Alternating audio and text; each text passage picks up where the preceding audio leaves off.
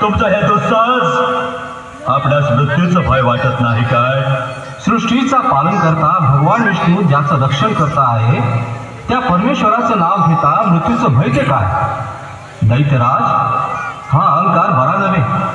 तुझा पुत्र विष्णू भक्त प्रल्हादाचा छळ करून तू प्रत्यक्ष परमेश्वराचीच अवकृपा करून घेतली आहेस.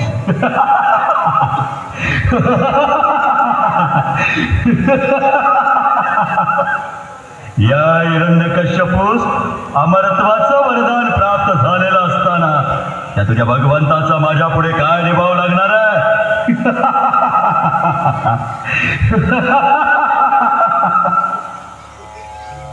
इतक्यात प्रल्हाद जिवंत असल्याची वार्ता दैत्यराज हिरण्यकश्यपूंच्या कानी पडते. हिरण्यकश्यपू रागारागाने प्रल्हादास विचारतात, विष्णू विष्णू विष्णू